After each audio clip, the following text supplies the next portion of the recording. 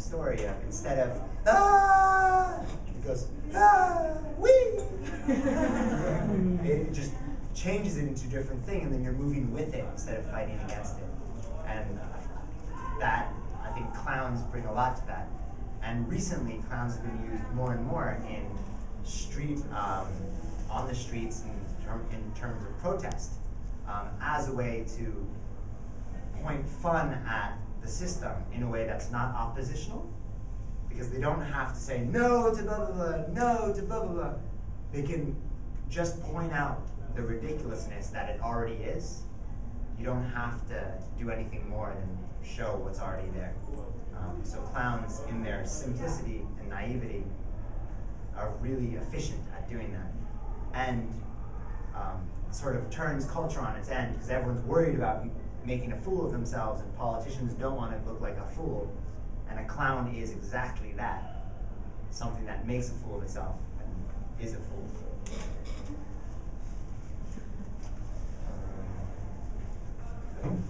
Yeah, I just maybe want to say that to me, clowns are ourselves looking in the mirror and laughing at ourselves, laughing at the silly things we do, and because everyone is a clown somewhere deep inside you, and you have to be able to laugh at yourself to survive in this world. Generally, okay, yeah, where are we? We're going to try and do some quick stuff. We're going to try and play some games. What are we trying to do from this short little workshop is just try and do a little bit of, start on the road of discovering our clown inside ourselves. But this is something that people study for years and years and years, so you're not going to find a clown in an hour, but just to play a little bit with each other. Sorry, and learn to move together as a group. That's like basically what we're doing, I think. And there'll be opportunities for us in the next couple weeks to use these skills. Next Saturday, in the big march, we're going to try to go as a whole group of clowns, and we have lots of face paint. We'll have some stuff to make costumes and make hats out of cardboard. Which streets are you marching on? What? Which streets are you marching on? Next Saturday? From Paris Fountain to the ICC and the beach. And also during the weeks and even inside the conference, we might try to get permission to do a clowning act, maybe for Young and Future Generations Day. So really, it'd be nice if we could develop this into a narrative to express our opinions about the system in a positive way. And in a fun way, because people often, if you're aggressive about the way you try to say something, then people tend to fight back at you. But if you get them to laugh at you, and in fact what they're doing is they're laughing at themselves when they laugh at you, then you can speak to them and they actually hear it. Okay, let's move. Shall we do the game? Let's play a game. Your one. Let's play a game. Which is my one? Another game with the numbers. Oh yeah, okay, yeah, we're just going to warm up our bodies a little bit. So I'm used to doing this partly in Zulu, so I'm just going to do that. So, I mean, you guys have been on here long enough, you should understand Zulu, right? So the words aren't important, it's more about just making a noise and moving your body, yeah? So don't worry if you can't pronounce anything. Yeah. So just, I'm going to do something, you just do exactly what I do, yeah? Sanimonadi! Sanimonadi! Johnny. Sanimonadi! Sanimonadi! Yevo! Yevo! Yevo! Yevo! Yevo! Yevo! Yevo! Ninjani! Ninjani! Ninjani! Ninjani! Ninjani! Ninjani! Ninjani! Ninjani! Sisapila! Sisapila! Sisapila! Yes. Yes. Oh yeah. Yes.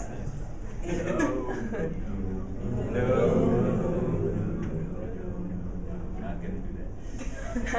Say what? Say what? Nothing. Nothing. Say what? Say what? Nothing. Say what? Say what?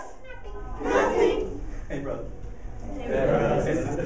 Hey sister. Hey brother. Hey brother. Hey sister. Hey sister. What'd you say?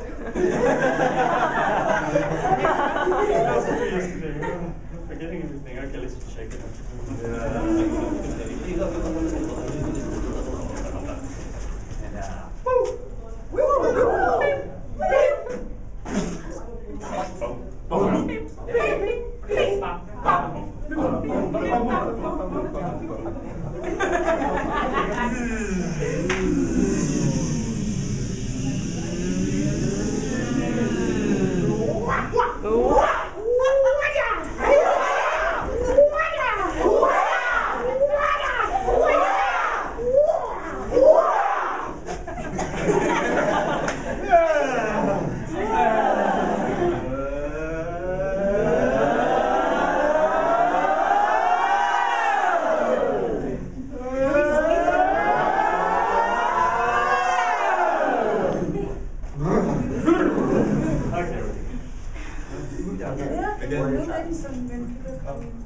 Okay, so we're gonna do something now that we should have more room for, but we don't. But it's So- probably going to be the rest of the whole bit.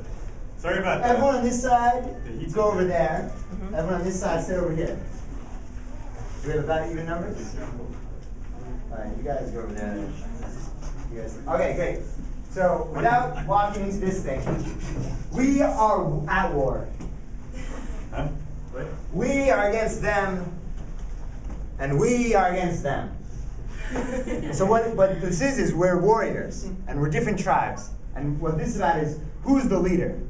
So what's going to happen is all of us, someone's going to jump forward and do something like, "Ba-da-ba!" And then all of you guys jump forward and do the same thing. And then we keep doing that all together. So let's try that. Ba-da-bong! Ba-da-bong! Ba-da-bong! Ba-da-bong! And now we all go together. You don't have to wait for me now. So. Ba-da-bong! Ba-da-bong! Ba-da-bong! Ba-da-bong! So then we keep doing this until one of you jumps forward and goes, "Ba-da-ba-da-da!" or goes like, "Ba!" Or whatever. Or whatever. So they jump forward, and then you guys do that, and you back up. And the important thing is that you can't jump forward twice. Once you jump forward, and this is about leadership. Like someone's got to jump forward sometimes, otherwise your army's going to get destroyed by the people going, "Ah, ah." No one wants that. Okay, so Kevin, so Yeah? can they intercept any time? yeah, as soon as they start walking towards you, someone can jump forward. And do we have to move back when they come forward? No. Yeah, we yeah. You move back and then go forward. Are we afraid of them, or are we just? We'll That's up see, to I you, guess. really. We'll see. Okay.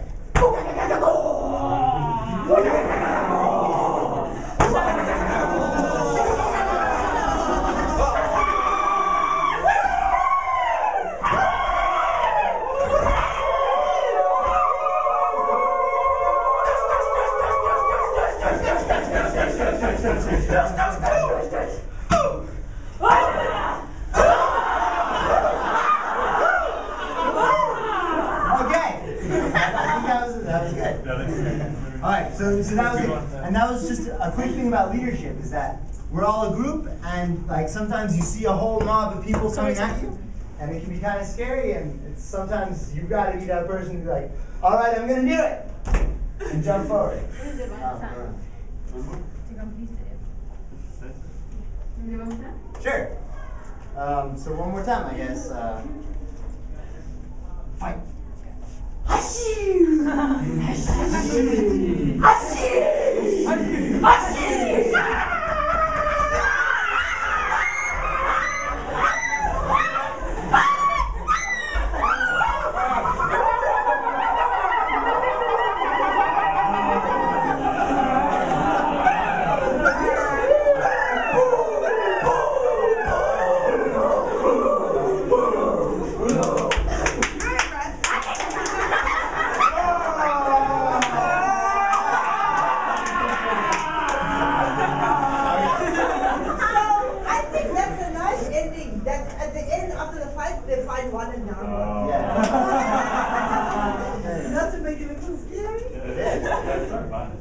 Yeah, that is a good lesson, is that at some point you realize that there are two sides, and then what if we're all just in a circle? So we're joining? Yeah.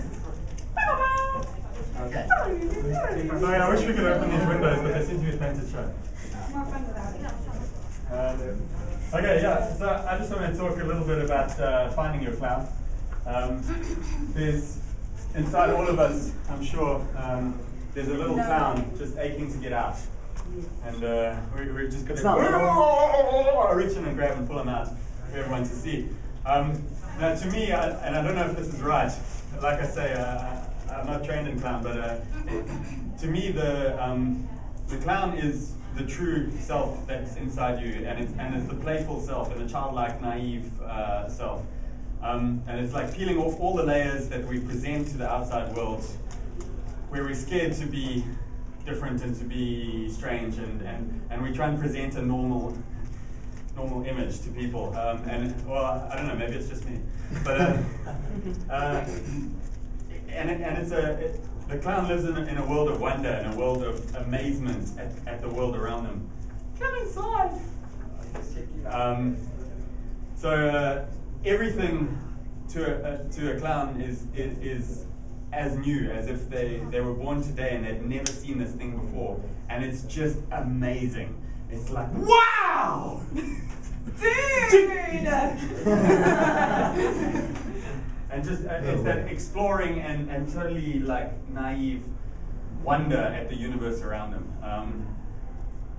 So I think maybe let's just play with that for a second. Let's just move around the room and discover the room and the things inside it, and play with them, because that's what clown is all about. Is that sense of play. The discovery of everything, and the like. It actually moves. So let's all just move around the space, and every time you see something, just like, wow. Wow. Should we try this? Yeah. People, objects, whatever you've got, just move around and see them for the first time as if you've never seen them before. Wow. Wow. Wow.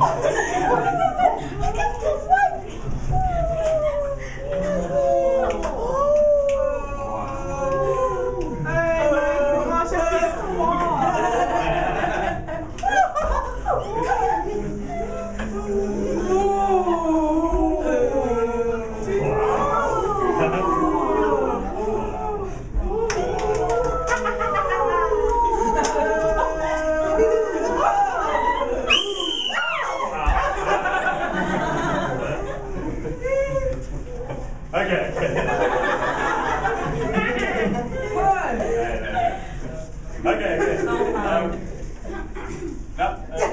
The one thing that, like a clown should also, it shouldn't be forced. I mean, wow! Yeah, security. It's hard at first to do it honestly. It's a bit forced. And especially in front of other people, we're all a bit scared of that. Some of us are more used to being on stage than others. But it's best when it's real. When you are. Ooh. Yeah, let me talk to them. It's best when it's real, and an audience can tell that.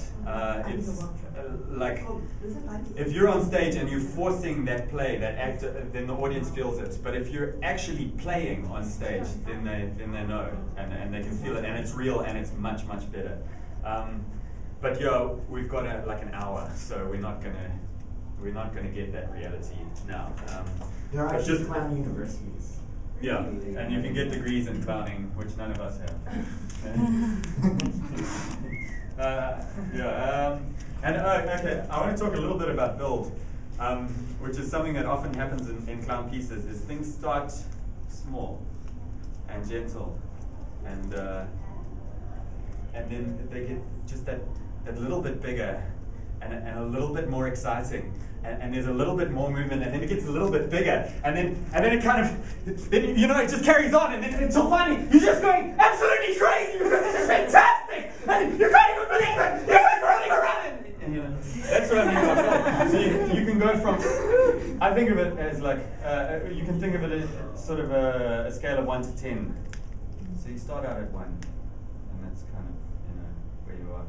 And maybe you can move to a 3, and then you're a little bit more animated, and then you move to a 7, and 10 is just, I'm not going to do it again. But it's going totally mental, like as high as you can possibly go, that's a 10. And that's often what happens in clown is things build like that, and they start off small, and there's a little bit of discovery, there's a joke that happens, and then it gets repeated, and it gets repeated, and it gets repeated, and it gets bigger and bigger and bigger, and it gets more powerful, and it gets faster and louder, and all of that. So I think let's play with that a little bit by laughing. So we're gonna laugh from 1 up to 10. I'm gonna count you up, and I want you guys to go from your 1 up to your 10. And then when we reach 10, then we're gonna swap to crying. That's number 1. So that's laughing, crying, no. Okay, crying and laughing are very similar, especially when you're at your peak. At 10, the laughter is very similar to crying your heart out. And then we're going to come back down crying to number 1. Yeah? So it's laughing from from a 1 all the way up to 10, and then we're going to come down crying. And notice the change when you do change from laughing to crying. It's quite funny how similar they are. And that's, I mean, the old theatre image of the laughing clown, and it's the comedy and tragedy that they're very interlinked always, laughter and comedy. I mean, laughter and comedy, laughter and tragedy. So let's try that. We'll start laughing at a 1. And then we move up to 2. And we'll do 'em.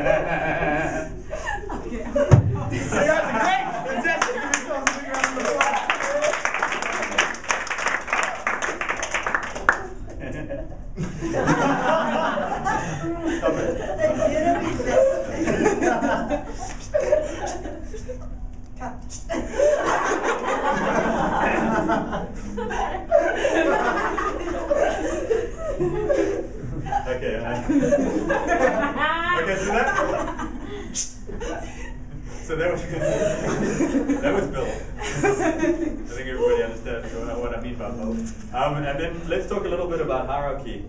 We're just rushing through so many concepts here, and I know we're only briefly touching on them, but we just want to give you some idea of general clown world. Hierarchy in clowning is the same as hierarchy in anything else. There's leaders, there's followers, that kind of thing. And we often talk in terms of number 1, 2, and 3. So number 1 is the big boss clown, the guy who has the biggest shoes and the biggest nose. Well, no, I keep saying big shoes and nose, but that's not what clowns are only. It's one small kind of clown, but there's lots of kinds of clowns. Bart Simpson is a clown, Mr. Bean is a clown, George Bush is a clown. So hierarchy with clowns, the number 1 is often the guy who's very important and thinks he knows what everybody else should do and orders everyone around and gets other people to do the work. And it sounds very similar to a lot of politicians and such like. And always picks on the little guy, and it's really a bit of an a-hole. And the number 3 is the poor guy who always gets picked on, and who he really, correct me if I'm wrong, he like struggles to achieve, but the whole world just like throws things at him and always puts him down, and he never quite, shame. He tries so hard, but he's just like always the fool. And the bottom rung, and we're talking about a bottom rung of clowns here, so he's really down there. He's low, what do you call it? Low, I don't know, I can't find a word. Anyway, and then number 2 somewhere in the middle is the grey area. It's where most of us are, Sometimes we pick on number 3, sometimes we're picked on by number 1. That's where we are. Now, I just want to try a little exercise. I don't know how well it's going to work. We'll check it out.